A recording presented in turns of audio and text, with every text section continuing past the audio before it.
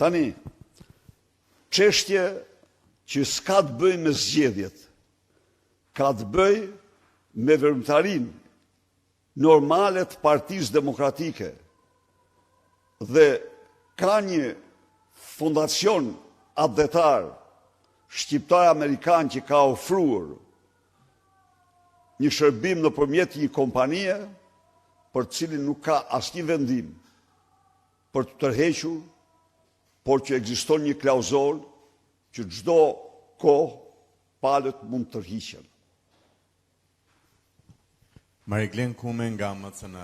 Zoti Berisha, në 6 mujorin e parë të 2024-s, Partia Demokratike pati një aksion në parlament dhe në kauzën e saj kishte me Edi Ramën nuk bën zgjedhje të lira dhe kërkesa për qeveri teknike.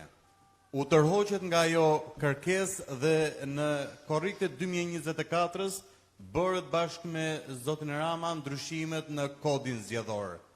Pse u tërhoqet në atë nga ajo kauzë dhe tani i riktheheni prap një gjë të tillë? A bjem në përsëritje dhe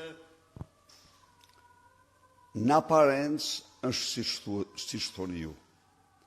Po të lexosh 4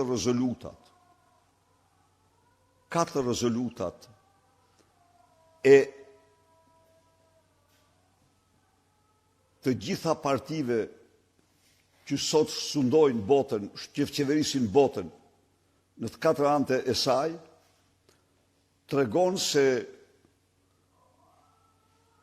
Partia Demokratike dhe aleatët tanë janë të një mendimi të palkundur se me Edi Ramën ka vetëm farsa zgjedhore dhe jo zgjedhje të lira. Por, beteja kundër farsës zgjedhore dhe zgjedhjeve të lira është një proces,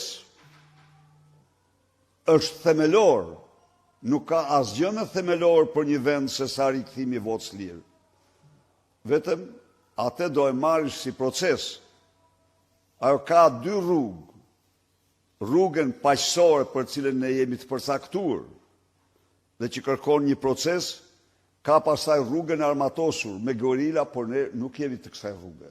Ne kemi bërë të qartë që nga 19 gjerë sot, ne jemi parti e këtij orientimi. Nuk heqim dorë, besojmë se ne do t'ja dalim.